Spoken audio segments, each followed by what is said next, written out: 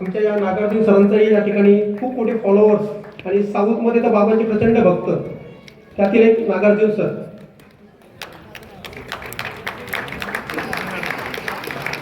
रति दीदी आपके चेहरे पे मुस्कान आ रही, साउथ का नाम लेते ही ऐसा ही होता है. यार लेकिन साउथ की फिल्म ज्यादा की ना अपने कमल हसन जी के साथ. Yes yes yes, we are proud of you ma'am. नागार्जुनांचा सत्कार या ठिकाणी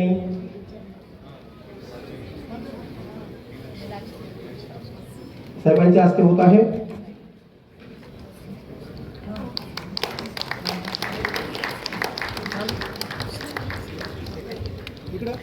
सामने देखिए.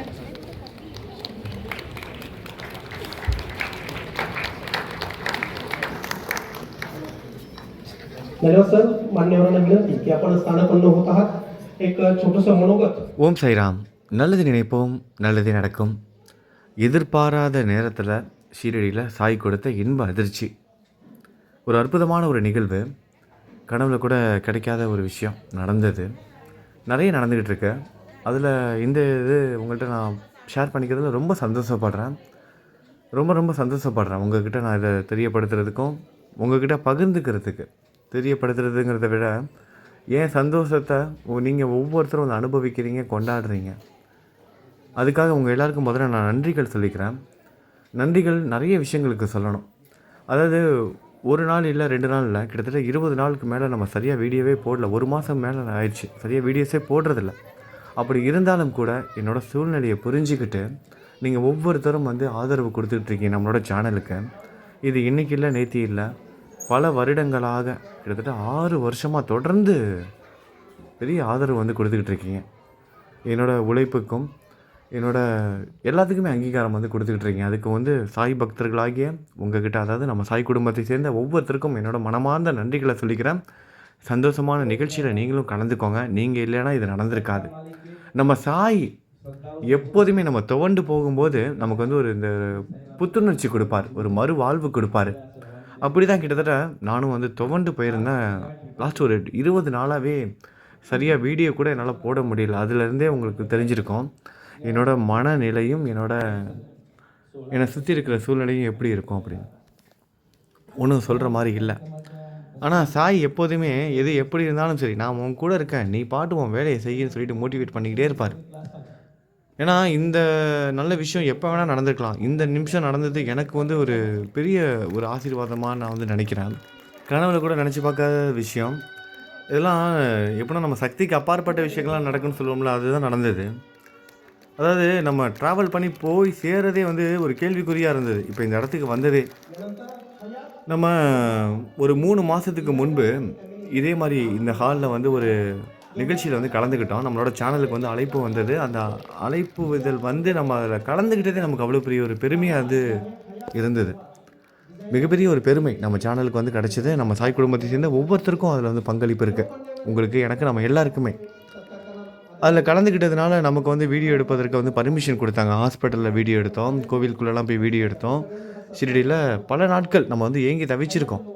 எப்படா நம்ம கோவிலில் போய் வீடியோ எடுப்போம், எவ்வளோ பக்தர்கள் வர முடியாமல் இருக்காங்க, கோவிலுக்குள்ளே எப்படி இருக்கும் அப்படின்னு பார்க்க முடியாது அப்படின்னு தவிச்சிக்கிட்டு இருக்கவங்க, அவங்களுக்கு நம்ம அந்த கோவில் லைனில் நின்று எப்படி நம்ம உள்ளுக்குள்ளே போய் எப்படி தரிசனம் பார்த்துட்டு வெளியே லெண்டி தோட்டம், குருஸ்தானு, அப்புறம் மியூசியமு, அங்கே இருக்க எல்லா இடமும் நந்தாதீபத்துலேருந்து எல்லாம் பார்த்துட்டு அவங்க திரும்பவும் வெளியே வர மாதிரி ஒரு உணர்வு கொடுக்கணும் அப்படின்னு எத்தனையோ நாள் நான் சேனலில் சொல்லிக்கிட்டே இருந்திருக்கேன். பல நாட்கள் இந்தியாவில் எங்கெங்கேயோ போயிருக்கோம், எவ்வளோ ஆபத்தான இடங்களுக்கெல்லாம் போயிருக்கோம், எத்தனையோ கோவில்களுக்கு பாபா பாதுகாப்பாக கூட்டிகிட்டு போயிட்டு வந்திருக்காரு, அரவணைச்சி கூட்டிகிட்டு போயிட்டு வந்திருக்காரு. மொழி தெரியாத எத்தனையோ ஊர்களுக்கு தனிப்பட்ட ஆளாக நான் போனேன்னு எந்த ஒரு உணர்வும் கொடுத்ததில்ல.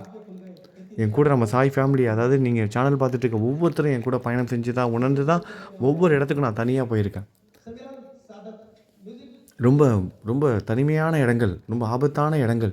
ஆனால் கொஞ்சம் மனசில் கொஞ்சம் கூட பயம் கிடையாது, தைரியமாக போயிட்டு வந்தேன். நம்ம சாய் என் கூட இருக்கார்.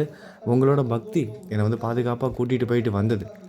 இது எல்லாம் அனுபவிச்சிருந்தாலும் கூட ஷீரடி கோவிலை எத்தனையோ நாட்கள் சுற்றி சுற்றி சுற்றி சுற்றி, ஒரு நாளில் 2 நாள் டேஸ்லாம் கணக்கே வைக்க முடியாது, வருஷ கணக்காக சுற்றி சுற்றி வீடியோ எடுத்து தினைக்கும் உங்களையும் நீங்களும் ஆத்மார்த்தமாக என் கூட சேர்ந்து வீடியோ மூலமாக சுற்றி வந்துக்கிட்டு இருக்கீங்க. அப்படி இருந்தாலும் கூட கோவிலுக்குள்ளே என்னைக்காவது ஒரு நாள் இந்த வீடியோ மூலமாக கூட்டிகிட்டு போயிட மாட்டோமா? எத்தனையோ நண்பர்கள், வயதானவங்க, வெளிநாட்டில் இருக்கிறவங்க, வருவதற்கு வந்து பொருளாதார வசதி இல்லாதவங்க, அவங்களுக்கு ஒரு வாய்ப்பாக இருந்துராதா அப்படின்னு எத்தனையோ நாட்கள் ஏங்கிட்டு வந்திருக்கோம். அது கூட ஒரு நாள் சேனலில் சொன்னோம். பாபா நினச்சானா எது வேணால் சாத்தியம், நம்மளா போய் யாருக்கிட்டையும் கேட்க வேணாம், அவரே ஒரு நாள் கூப்பிட்டு உள்ளுக்குள்ளெல்லாம் வீடியோ எடுப்பதற்கு வந்து அனுமதி கொடுப்பாருன்னு சொல்லி ஒரு மாதத்துக்கு 30 நாளுக்குள்ளே அது நடந்தது. அப்போ அது நடக்கும்போது, அதாவது இதே மாதிரி ஆடிட்டோரியம் ஹாலில், இந்த ஆடிட்டோரியம் ஹாலில் நம்ம அந்த நிகழ்ச்சியில் கலந்துக்கும் போது நமக்கு வந்து ஒரு கான்டெஸ்ட் மாதிரி அனௌன்ஸ் பண்ணாங்க. அந்த சோஷியல் மீடியாவிலேருந்து வந்தவங்க எல்லாருக்கும் உங்களோட வீடியோஸ் பார்த்து உங்களோட சேனல்லேருந்து ஒரு பெஸ்ட்டு சேனலாக ஒரு 11 சேனலுக்கு வந்து ஒரு விருது கொடுத்து சிறப்பிப்போம்னு சொன்னாங்க. கிட்டத்தட்ட 100கணக்கான பேர் வந்து கலந்துக்கிட்டாங்க இந்தியா முழுவதும். அதில் பெரிய பெரிய யூடியூபர்ஸ், நம்ம சாதாரணமாக வெறும் 20,000 ரூபாய் வெறும் நார்மலான ஒரு ஃபோன் வச்சு வீடியோ வந்து எடுத்துகிட்டு இருக்கோம். அவங்க கையில் வச்சுருக்க அந்த ஃபோன் கேமரா அது இதுன்னு பார்த்திங்கன்னா லட்சக்கணக்கில் இருக்கும். கேமரா பிடிக்கிறதுக்கு ஒரு ஆள் இருப்பாங்க, பேசுகிறதுக்கு ஒரு ஆள் இருப்பாங்க, மைக் பிடிக்கிறதுக்கு ஒரு ஆள் இருப்பாங்க, எடிட்டிங் பண்ணுறதுக்கு தனியாக ஒரு டீம் இருக்கும். ஏகப்பட்ட டீம், ட்ரஸ்ட்டு, அது இதுன்னு நிறைய வச்சுருப்பாங்க.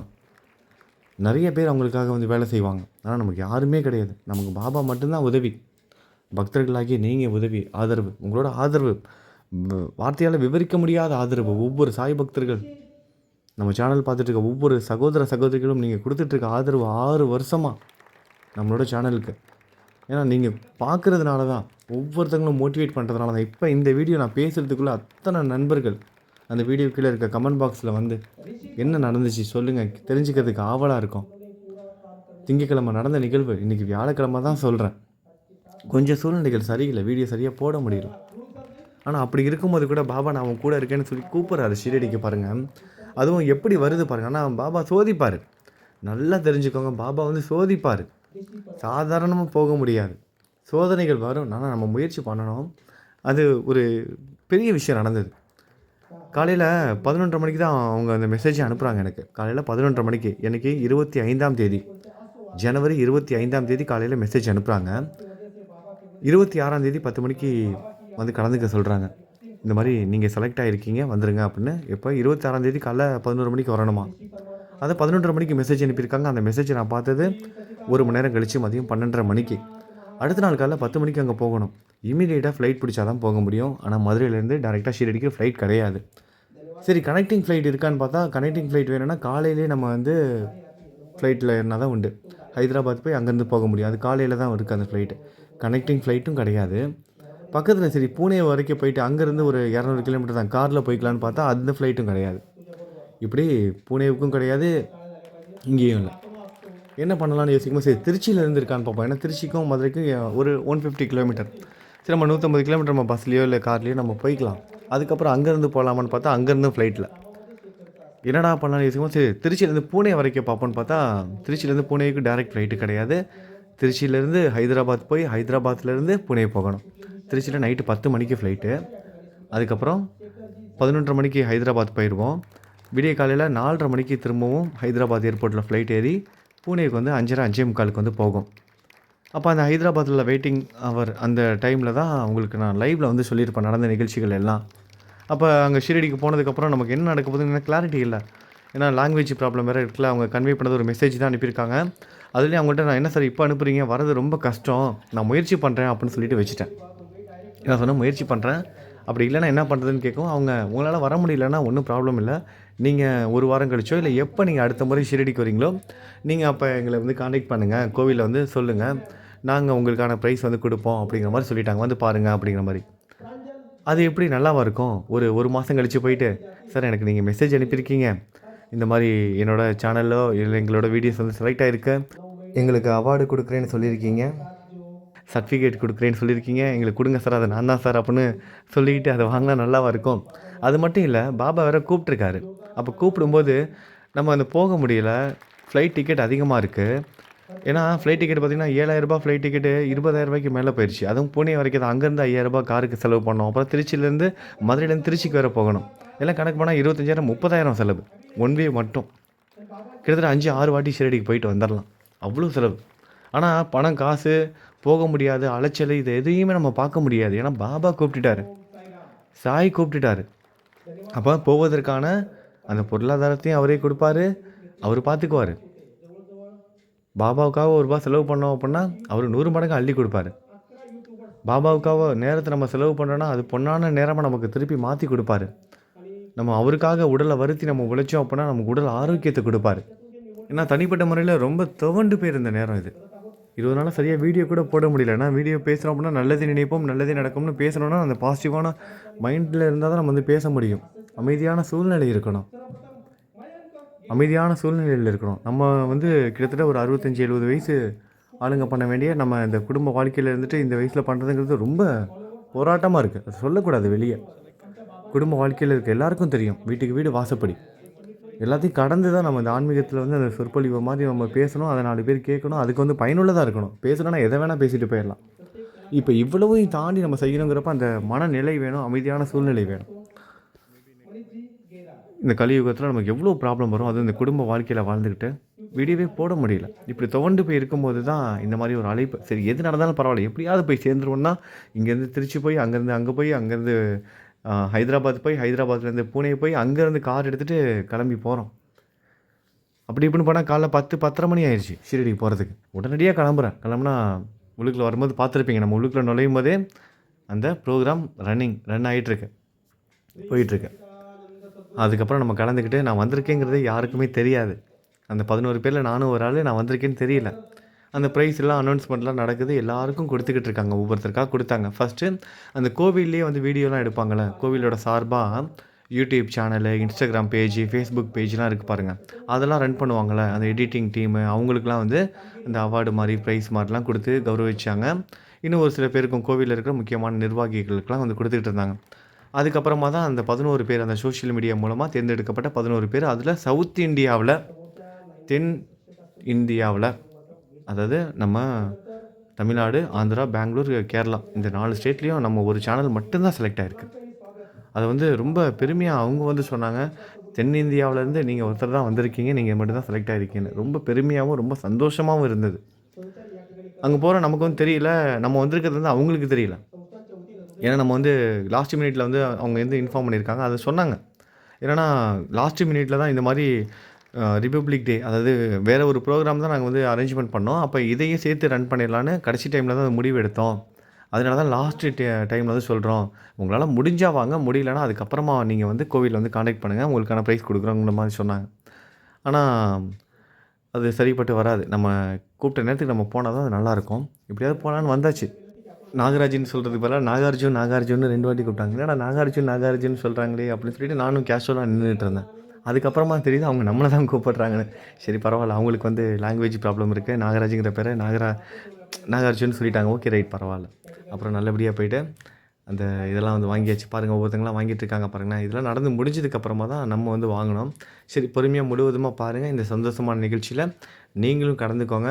நம்ம சாய் குடும்பத்தை சேர்ந்த ஒவ்வொரு சாய் சகோதர சகோதரிகளுக்கும் இந்த என்ன சொல்கிறது, இந்த ஒரு மரியாதையோ இல்லை இந்த ஒரு கிஃப்டா ப்ரைஸா எல்லாத்தையும் நான் வந்து சமர்ப்பிக்கிறேன். உங்கள் எல்லாருக்கும் ஷேர் பண்ணிக்கிறேன்.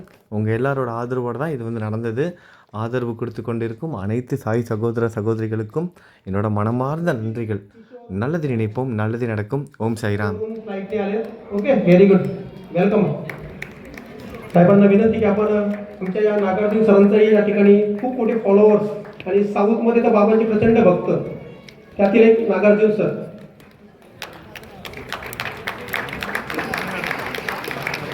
रतिरी दीदी आपके चेहरे पे मुस्कान आ रही, साउथ का नाम लेते ही ऐसा ही होता है यार.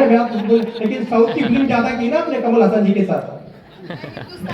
Yes yes yes we are proud of you ma'am.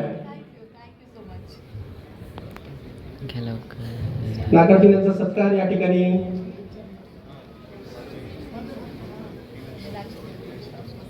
साहेबांच्या हस्ते होत आहे.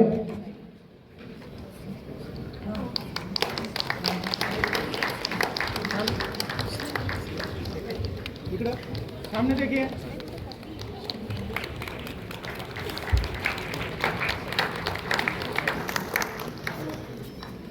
धन्यवाद सर. मान्यवरांना विनंती की आपण स्थानापन्न होत आहात. एक छोटंसं मनोगत.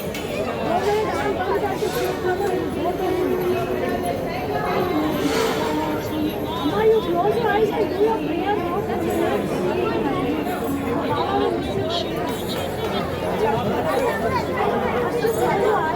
First you close your eyes, afterwards I'll talk to you.